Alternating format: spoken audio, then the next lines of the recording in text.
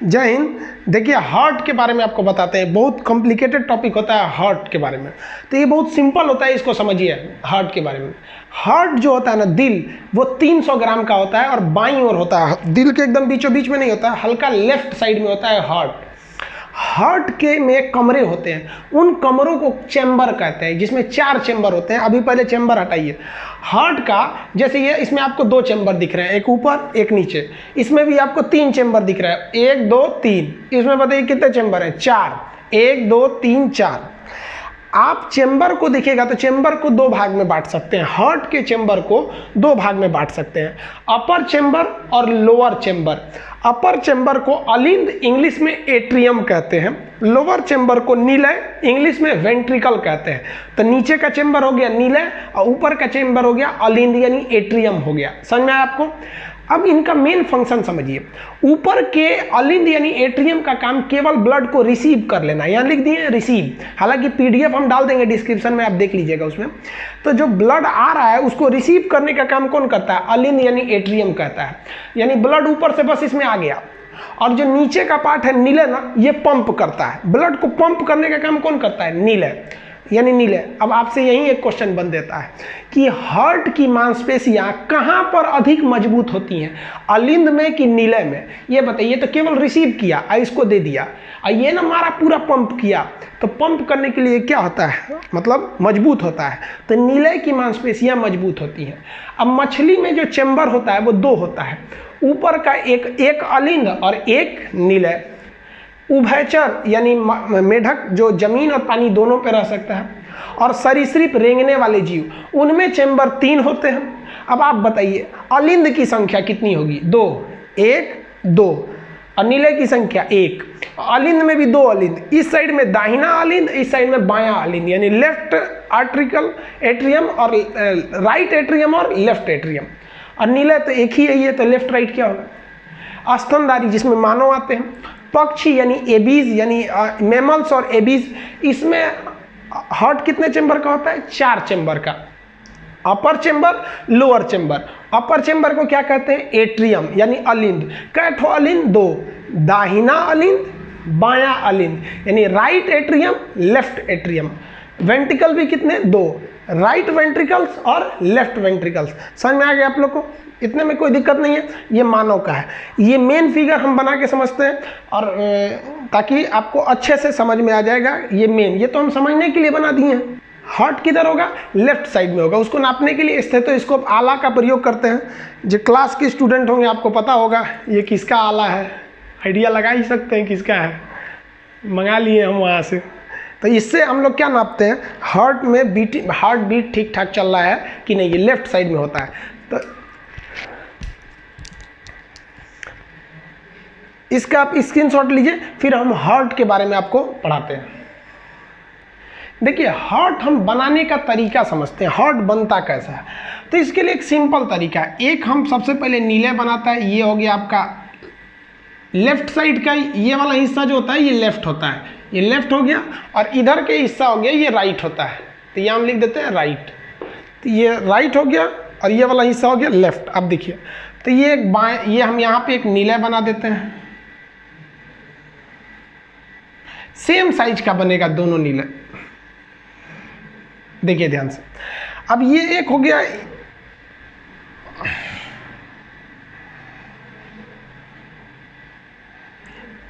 ये दाहिन, ये इधर है तब लेफ्ट वेंट्रिकल्स और ये राइट वेंट्रिकल्स, दोनों सेम बनते हैं। हालांकि हमको यहाँ करीब से देखने में नहीं लग रहा है कि सेम होंगे, आप अपने हिसाब से जब बनाएंगे तो सेम बनाएंगे।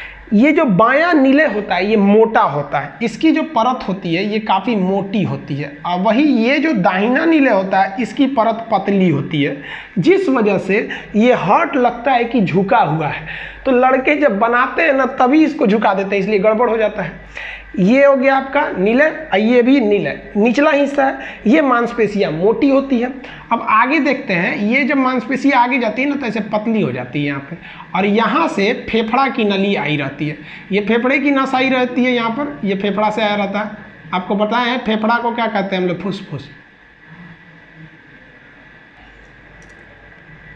तो ये इधर हो गया। अब यहाँ समझिए, इसके ऊपर के यहाँ से एक नस, एक वाल्व नीचे की ओर लटका रहता है। एक वाल्व यहां से ऐसे नीचे की ओर लटकेगा यहाँ पे। इस वाल्व को हम कहते हैं बाइकॉस्पिक वाल्व। ये वाल्व हो गया बाइकॉस्पिक वाल्व। यहां से एक नली महाधमनी बाहर निकली होती है, ये है महाधमनी। इसमें जो वाल्व होता है ना, ये वाल्व इस तरह से होता है।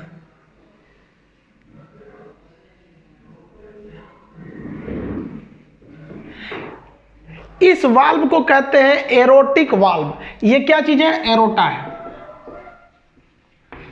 एरोटा याद कीजिए, महाधमनी। आपको इससे पहले वाले पार्ट में हम आपको महाधमनी पढ़ाए थे, तो ये एरोटा महाधमनी है। इसका काम क्या है, ध्यान से देखिएगा। जब लंग्स में से ये क्या आ रहा है? फुसफुस। लंग्स में से आ रहा है फुसफुस।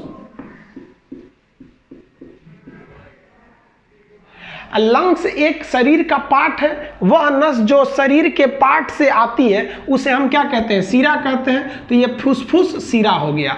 तो ये क्या हो गया? फुसफुस सीरा। फेफड़े से जब ब्लड आता है तो आप बताइए, ये तो इधर गिरेगा और वापस इस रास्ते से ये जा नहीं पाता है, इस रास्ते से ये जा नहीं पाएगा। तो ये एक वाल्व का काम करता है, वापस नहीं जा पाता है, अतः ये वाल्व का काम करता है। तो इस वाल्व को हम कहते हैं बाइकॉस्पिड वाल्व। क्या कहेंगे? बाइकॉस्पिड वाल्व कहते हैं। और ये जो वाल्व है, ये कहाँ जा रहा है? ये नस पूरे शरीर में ब्लड को लेके जा रहा है, पूरे शरीर में। अब ये भी जरूरी है कि ये वापस ना गिर जाए। तो देखिए, ये वापस गिरेगा तो ये वाला बंद हो जाएगा, और ये ऊपर जाएगा तो ये वाला बंद हो जाएगा। तो ये महाधमनी में जा रहा है, इसलिए इसे कहते हैं एरोटिक वाल्व। और ये नीले में जा रहा है, इसे कहते हैं हम लोग बाइकॉस्पिड वाल्व। अब ऐसे ही फिगर इधर भी बनेगा। देखिए, अब शरीर में ब्लड कैसे आएगा? यहाँ से महाधमनी से ब्लड आता है, महाधमनी से ब्लड चला आता है शरीर में। महाधमनी को हम लोग क्या कहते हैं? Vena cava. Vena cava. Vena cava को हम क्या कहते हैं? सॉरी, महाशिरा। वेना कावा को क्या कहेंगे? महाशिरा। ये शरीर से ब्लड को लेकर आता है, और ये क्या करता है? ये जो ब्लड यहां से ले आएगा तो ये ब्लड तो अलिंद में पहुंचेगा, ऊपरी भाग अलिंद में। तो अलिंद से ब्लड को नीचे गिराने के लिए एक यहाँ वाल्व रहता है, ताकि ये ब्लड को नीचे गिरा सके। तो यहाँ नीचे गिराने के लिए एक वाल्व लगा रहता है। तो इस साइड के वाल्व को हम कहते हैं ट्राइकॉस्पिड। इसको कहते हैं बाइकॉस्पिड, ये इधर गिराता है। ट्राइकॉस्पिड, ये इधर गिराता है। अब ये जो ब्लड आया है, इसको वापस फेंकना है, पंप करना है। तो इसको पंप करने के लिए एक अलग से नली होती है, ये नली अलग से हो गई।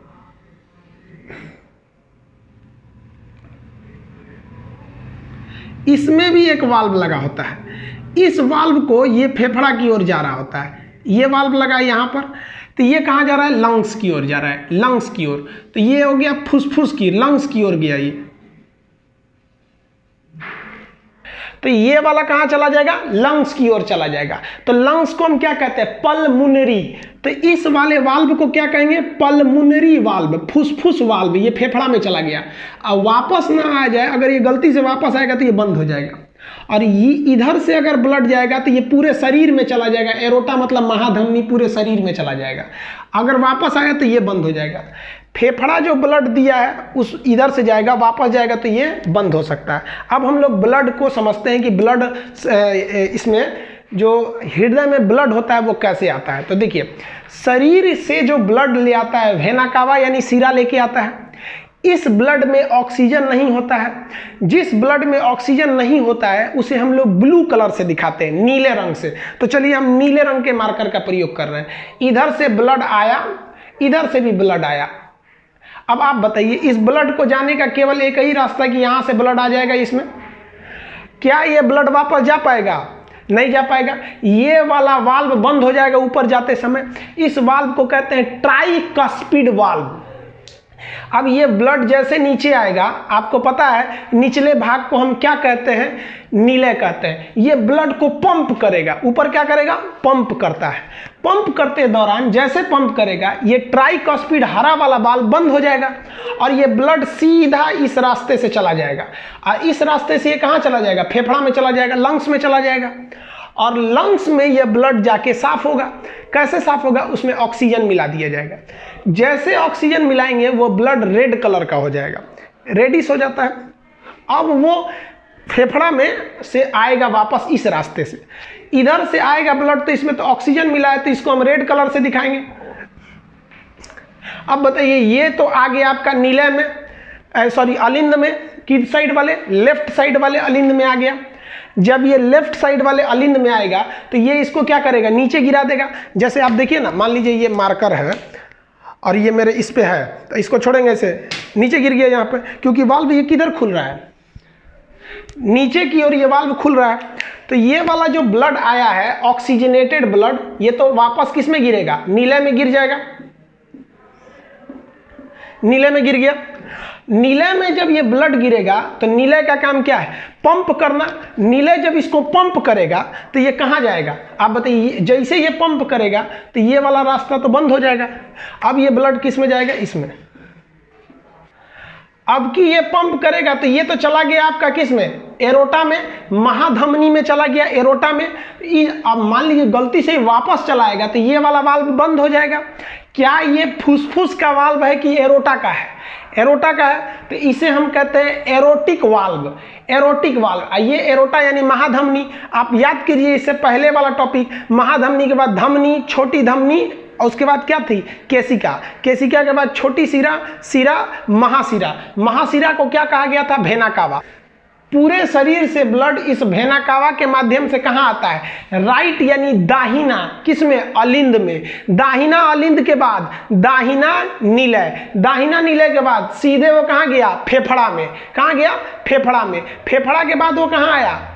बायां नीलय, बायां अलिंद में। बायां अलिंद के बाद बायां नीलय। अब बायां नीलय इसको पंप करेगा तो एरोटा यानी महाधमनी से ये पूरे शरीर में चला गया। तो आप ब्लड का मार्ग जरा देखिए कैसे है, एक एक करके समझिए, बड़ा कॉम्प्लिकेटेड टॉपिक है।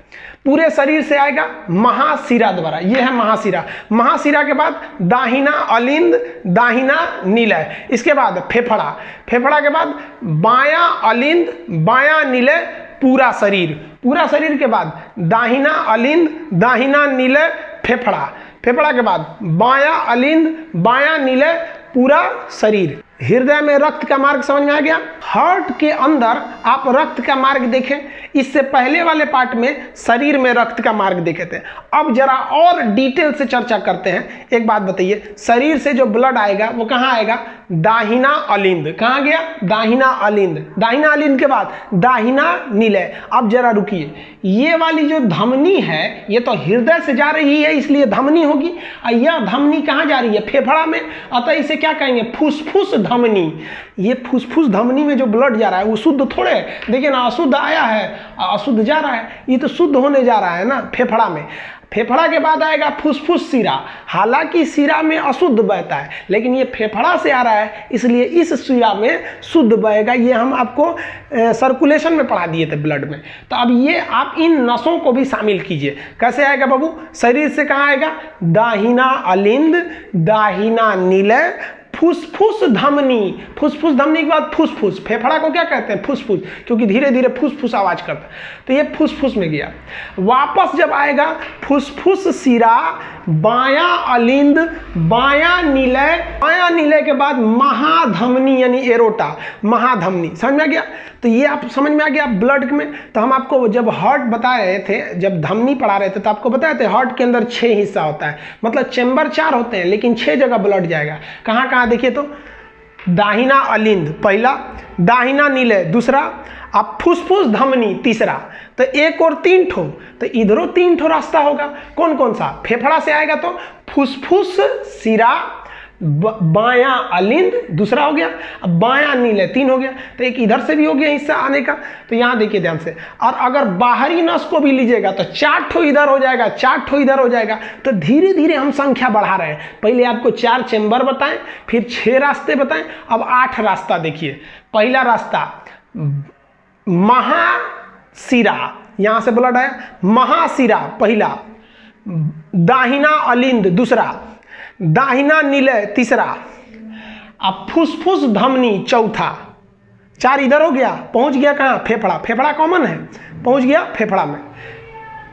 अब फेफड़ा से आएगा तो इधरों 4 ठो, देखिए कौन कौन, फुसफुस सिरा एगो, बायां अलिंद 2 ठो, बायां नीले 3 ठो और महाधमनी 4 ठो।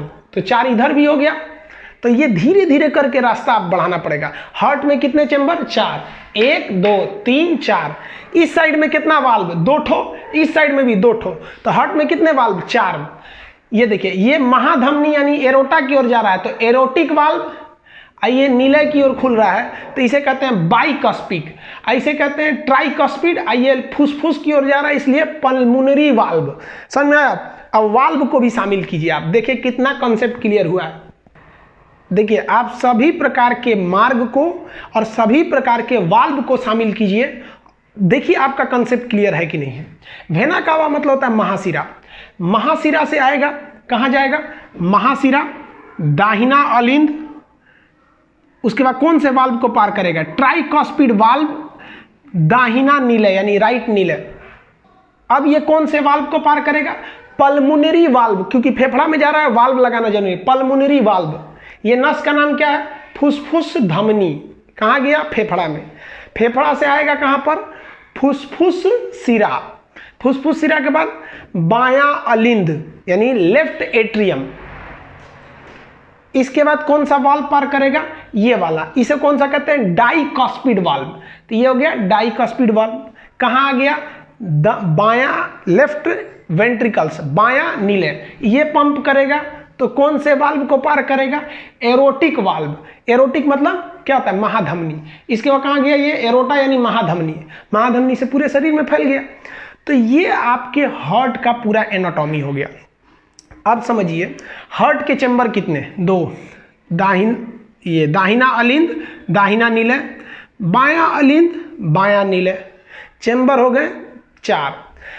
क्वेश्चन पूछा था एग्जाम में ना, हार्ट की कितनी परतें होती हैं? तो हार्ट की परत देखिए, ये बाहरी परत को कहते हैं पेरिकार्डियम। कार्डियक मतलब होता है हार्ट। बाहरी परत को कहते हैं पेरिकार्डियम, अंदर वाले को कहते हैं इंडोकार्डियम। अंदर वाला कौन सा परत हो गया? इंडोकार्डियम। तो आंतरिक परत इंडोकार्डियम, बाहरी परत पेरिकार्डियम। बीच की मांसपेशियों को कहते हैं हम लोग मायोकार्डियम। बीच की इन मांसपेशियों को हम लोग क्या कहते हैं? मायोकार्डियम। और मायोकार्डियम ये बीच का हिस्सा है, ये जो दोनों भाग को अलग करता है। तो अलग करने के लिए एक तरह का कहिए तो ये हार्ट को 2 भागों में सेपरेट कर देता है, इसलिए इसे हम लोग क्या कहते हैं? सेप्टम कहते हैं। ये 2 भाग में बांट देता है, अतः इस बीच वाले को हम क्या कहते हैं? Cardiac septum. Cardiac septum separate कर देता है, इसलिए इसे क्या कहते हैं? सेप्टम कहते हैं। तो ये सेपरेट कर दिया 2 भाग में। तो हार्ट की कितनी परतें? 3। बाहरी परत पेरिकार्डियम, आंतरिक परत इंडोकार्डियम, बीच के मसल्स को क्या कहते हैं? मायोकार्डियम। तो हार्ट की परतें 3। हार्ट के चेंबर कितने? 4। समझ में आ गया आप लोग को? हार्ट का ये वाला हिस्सा यानी जो दाहिना अलिंद है, ये जो दाहिना अलिंद है जहां से महाशिरा ब्लड को एंट्री मार रही है, यहां पर एक मसल पाया जाता है, कहते हैं साइनोएट्रियम, SA नोड, वाल्व नहीं, साइनोएट्रियम नोड, SA नोड। ये इलेक्ट्रिक करंट जनरेट करता है और यही इलेक्ट्रिक करंट जनरेट करता है जिससे कि हार्ट क्या करता है? एक तरह से पंप करता है। तो हार्ट को पंप करने के लिए जो इलेक्ट्रिक करंट जनरेट होती है, कहां से होती है? साइनोएट्रियम नोड यानी SA नोड से होती है। जब कभी यह SA नोड खराब हो जाता है, काम नहीं करता है, तो यही इस SA नोड की जगह पे एक करंट जनरेट करने वाला आर्टिफिशियल मशीन लगाया जाता है जिसे हम पेसमेकर कहते हैं। पेसमेकर। तो क्वेश्चन पूछेगा पेसमेकर कहां लगाया जाता है? तो ये दाहिना ऊपर का हिस्सा है तो अलिंद, दाहिना अलिंद यानी राइट एट्रियम पे लगाया जाता है पेसमेकर मशीन ऑपरेशन करके। हार्ट के ऑपरेशन को हम बाईपास सर्जरी कहते हैं। Bypass surgery. और एक टेस्ट होता है हार्ट के लिए, 2 टेस्ट याद रखिएगा, ट्रेड माइल टेस्ट और एक ECG भी बता देंगे आगे। तो ट्रेड माइल टेस्ट होता है। समझ में आया? हार्ट जब पूरी तरह काम नहीं करता है तो एक आदमी का हार्ट निकाल के दूसरे आदमी में लगाया जा सकता है। इस घटना को सबसे पहले क्रिश्चियन बर्नार्ड ने किया था। पहला हार्ट ट्रांसप्लांट करने का काम किसने किया? डॉक्टर क्रिश्चियन बर्नार्ड ने किया था। तो ये पेसमेकर समझ में आ गया। अब जरा ध्यान दीजिए, जैसे नीले क्या करता है, हार्ट को इसे पंप करता है। हार्ट को जब पंप करता है यहाँ पे, तो ये वाला फाटक ऐसे खुलता है। जैसे ये वाला फाटक खुलेगा, हड़हड़ा के ब्लड ऊपर जाएगा, तो ये फाटक खुलते समय एक आवाज़ आएगी, और जैसे ये फाटक बंद होगा तो उसमें भी एक आवाज़ आएगी। तो ये देखिए, ऐसे बंद होते समय, खुलते समय ये एक आवाज़ आती है।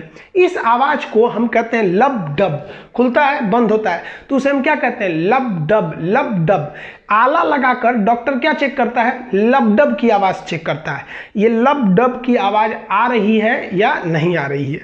दिल जो होता है 1 मिनट में 72 बार धड़कता है। नॉर्मली ये दिल के धड़कने की रेट है 72 बार। अब समझिए, एक क्वेश्चन आया था कि वह कौन सा ऐसा हार्ट का पार्ट है जो ब्लड फेफड़ा में फेंकता है। तो देखिए, राइट वाला जो पार्ट है, राइट वाला, जैसे ये ब्लड आया ये तो फेफड़ा में फेंक दिया, तो राइट पार्ट ब्लड को कहाँ पंप करता है? फेफड़ा में।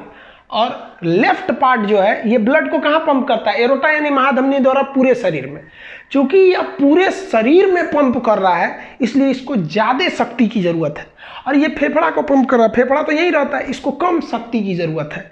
ज़्यादा शक्ति की ज़रूरत किसको है? लेफ्ट वेंट्रिकल्स यानी बायां नीले को। इसलिए बायां नीले की मांसपेशियां बहुत मोटी होती है। बायां नीले की मांसपेशी कैसी हो जाती है? वो मोटी हो जाती है। तो बायां साइड क्या होता है? बॉडी पंपिंग, बॉडी में पंप करने का काम। और राइट साइड क्या करता है? लंग्स पंप करता है, वो केवल फेफड़े में भेजने का काम करता है। समझ में आया आप लोग को? अगर आप बनावट के हिसाब से देखिएगा ना, तो हार्ट का निचला भाग नोकीला है और ऊपरी भाग सपाट है। तो बराबर जो सपाट हिस्सा होता है ना, उसे हम कहते हैं बेस यानी आधार। तो हार्ट का जो ऊपर का भाग है ना, उसको हम बेस कहते हैं। और एपिक्स, नोकीले भाग को हम क्या कहते हैं? एपिक्स।